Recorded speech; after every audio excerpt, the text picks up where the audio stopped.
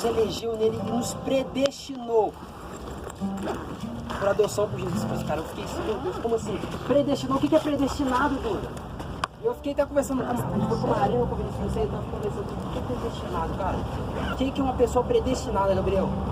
Uma pessoa predestinada é uma pessoa que já traçou o futuro dela antes mesmo dela começar a viver aquilo. Antes de você vir na Terra, Jesus já tinha traçado um plano para você, cara. Satanás lá no Jardim do Éden, ele achou que tinha frustrado os planos de Jesus, de Deus. Bobinho. Mas o Senhor já tinha predestinado antes da fundação do mundo. Antes dele formar o mundo, ele já tinha pensado em você e também ele já tinha pensado na obra redentora de Jesus Cristo através dele. Às vezes a gente pensa, nossa, cara, a gente é muito merda, né? Não, a gente erra demais, a gente falha demais, sabe? E isso é perigoso, sabe por quê, querido? Porque a culpa, ela impede a graça. Eu tava andando assim de boa, assim, o Espírito Santo virou pra mim e falou assim, a culpa impede a graça. Assim, a culpa impede a graça. Assim, a culpa impede a graça. E o Senhor foi me dando exemplos na Bíblia. O primeiro exemplo é lá em Gênesis. Quando Adão, ele peca. Então o que acontece? Ele foge do Senhor. Sabe? A culpa, ela tem esse poder de nos afastar do Senhor. A culpa, ela tem esse poder de nos tirar da presença de Deus. Então Deus vem normalmente como ele vinha todo final de dia. Querido, vamos convenhar conosco que Deus já sabia o que Adão já tinha feito. Deus já sabia. Mas Deus não queria saber do pecado de Adão. Deus só queria saber por que Adão não estava naquele lugar quando ele sempre encontrava. Sabe? Só que a culpa consumiu tanto Adão que ele fugiu do Senhor. Mas só que não tem jeito de fugir do amor do Senhor, porque ele nos alcança. Certamente as misericórdias do Senhor me perseguiriam até os últimos dias da minha vida. Davi falou isso. Quem que era Davi? Um cara que matou, um cara que adulterou, mas um cara que foi segundo o coração de Deus. Sabe por quê? Porque quando ele errava, querido, ele corria para os braços do Senhor. Sabe o que muitos de nós fazem, cara? Quando a gente erra, a primeira coisa que a gente faz é começar a afastar do Senhor. E eu vi um cara falando, e é muito interessante, ele disse assim, que a culpa, se você se sentir culpado de fazer aquilo, a probabilidade de você cometer aquilo de novo é muito grande. Sabe, eu vou falar de uma outra pessoa, cara, que ela quase foi consumida pela culpa, mas o Senhor foi atrás dela. Vou falar de um cara chamado Pedro. Sabe? Pedro, ele estava lá pescando lá, encontrou com Jesus, Jesus chamou, ele foi na mesma hora. Sabe, talvez você está aqui nesse momento, Jesus te chamou, você aceitou Jesus, ó, bacana, ó, muito bom aceitar Jesus. Aí na caminhada você viveu coisas com Jesus, igual Pedro viveu. Pedro ficou os 3 anos no ministério de Jesus com Jesus. Cara, e ele viu muitos milagres de Jesus. Mas sabe, nos últimos tempos Jesus virou para ele e falou assim, olha, cara, e começou a falar as coisas que iam acontecer com ele, ó, eu vou ser traído, eu vou ser negado. Pedro virou e falou assim, ó, eu não deixo você morrer não. Aí primeiro Jesus olhou para ele e falou assim, para trás de mim, Satanás. E depois Jesus virou e falou assim, certamente você me negará 3 vezes. Sabe, às vezes a gente é tão impulsivo. Sabe, Pedro, cara, era um cara que tudo que era para fazer, ele fazia. Jesus estava lá na Cesareia lá, e Jesus perguntou para os discípulos assim, o que eles estão falando, quem que eu sou? Aí fala aí, quem que eles estão falando aí, que eu sou Roboá? Ah, Jesus, eles estão falando que você é Isaías, né? Isaías, Jeremias, os outros profetas aí. Não, mas Jesus olhou para ele e falou assim, não, mas e aí, vocês, quem que eu, para vocês, quem que eu sou? E Pedro olhou para Jesus e falou assim, ó, certamente tu és o Cristo, Filho do Deus vivo, tá? Jesus olhou assim, nossa, cara, você cresceu. Sabe, muitas vezes é isso que acontece com a gente. Mano, a gente acerta tão bem com Deus. Cara, a gente fica, nossa, mano, eu tô crescendo demais. Já viu quando você cresce? Sabe, quando você tem uma atitude de Cristo, sabe? Sabe quando você vê o Espírito Santo agindo em você? É isso que aconteceu com Pedro. Pedro, ele viu maravilhas, João. Sabe? E ele começou a revelar Cristo. Começou a expulsar demônio. E ele ficou empolgado, cara. Mas aí quando Jesus morreu, Sabe, a culpa consumiu ele. Sabe por que a culpa consumiu ele? Por causa da culpa da negação. Jesus virou para ele e falou assim, você vai me negar, cara. Só que Pedro não botou fé nisso não, velho. Então no dia que Pedro estava lá de boa, lá assim, no Getsemane lá, Jesus estava orando, aí chegou um momento dele ser preso. Aí Pedro chegou como sempre. Eu me identifico muito, gente, a nossa geração emotiva. A gente vê uma coisa e a gente já quer fazer. Aí Pedro já chegou e já cortou a orelha de Malcolm já, velho. Aí Jesus virou e falou assim, não faz isso não, meu camarada. Já colou a orelha do cara na hora, gente, Jesus é demais. E nisso Pedro saiu andando por aí. E quando Jesus estava sendo julgado, cara, Pedro estava lá na rodinha, lá suavão assim.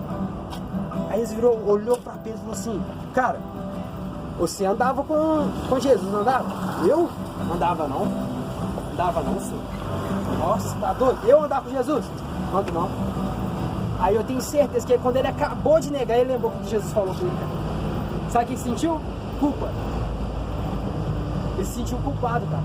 E como eu falei pra vocês, que quando você se sente culpado, a probabilidade de você cometer aquilo novamente é muito grande. E é o que aconteceu com Pedro. Pedro, ele estava lá de novo, no meio da rodinha, né? Ele já falou assim, você andava com Jesus sim, viu? Não, andava não. Aí tá, e ele se sentiu culpado de novo, eu tenho certeza disso. É muitas das vezes que acontece com a gente. Sabe, a gente quer andar com Jesus. A gente não tem vergonha do evangelho, mas a gente nega Jesus com as nossas atitudes.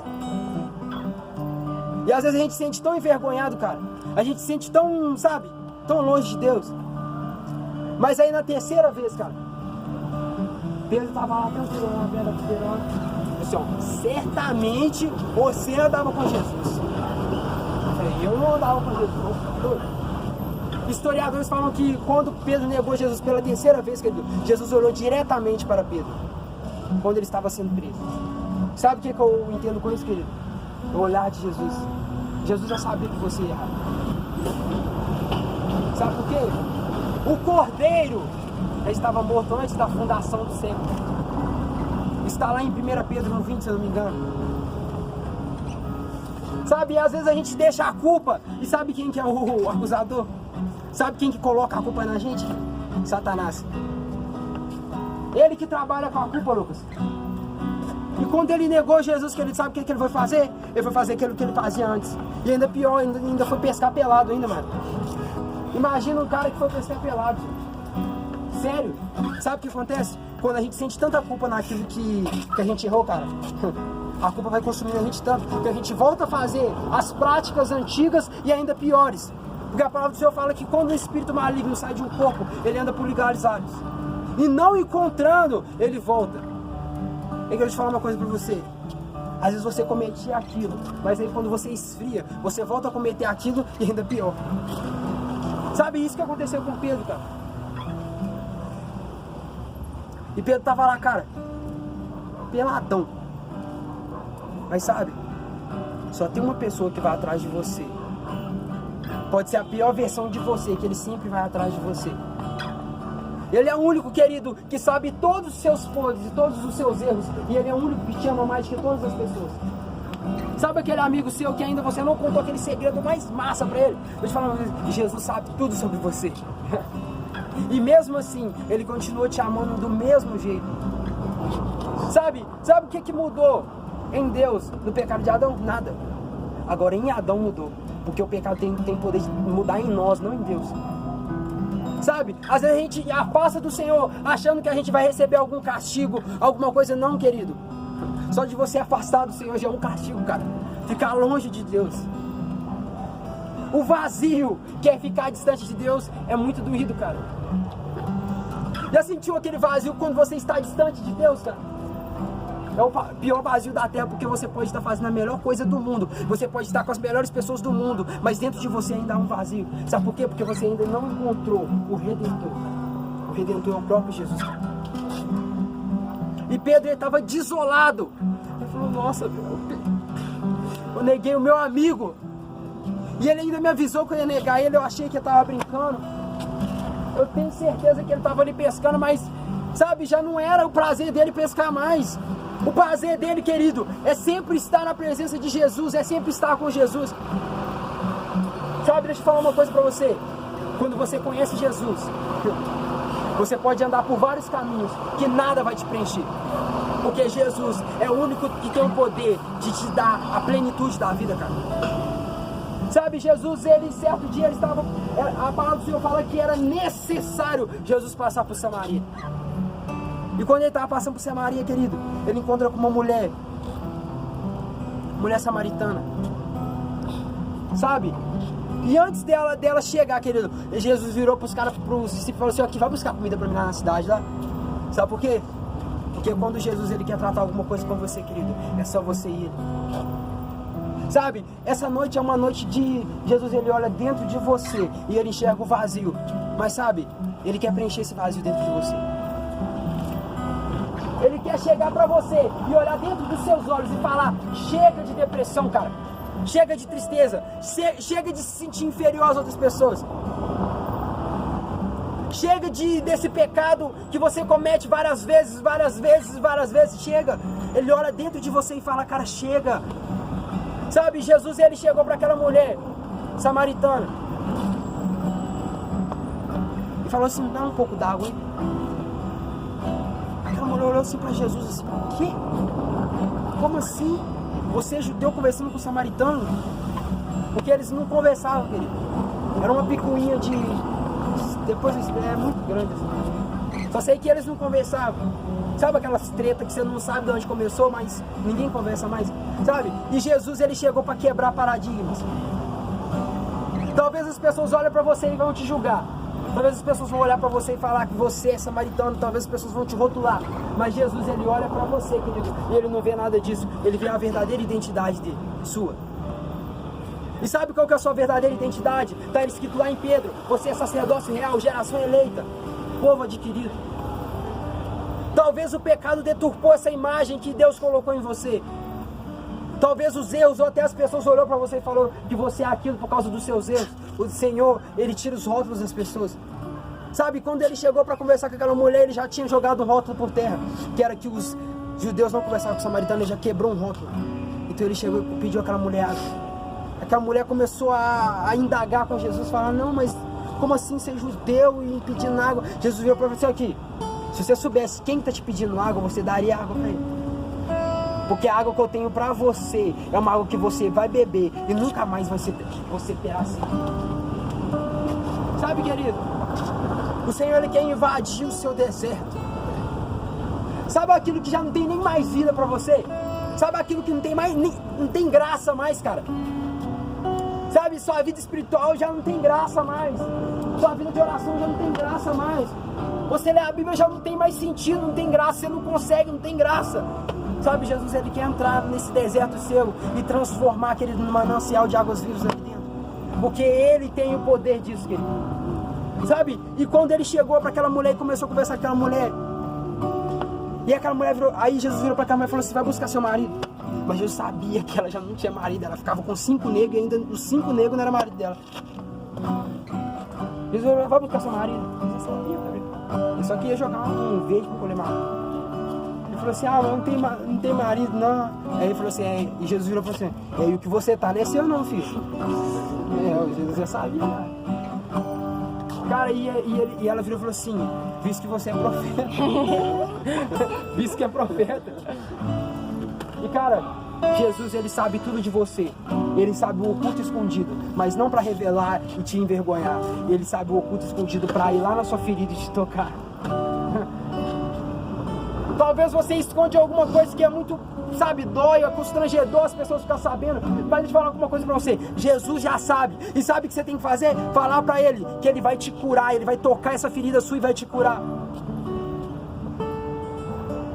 Sabe, como eu falei pra você, ele sabe tudo sobre você, querido. Ele não quer te expor, ele quer te curar. Sabe aquela mulher que estava lá no meio da multidão e tocou as vestes de Jesus? Ela não foi exposta, querido. Deus virou: quem me tocou de mim só virtude? O Senhor quer que você extraia a virtude dele nessa noite.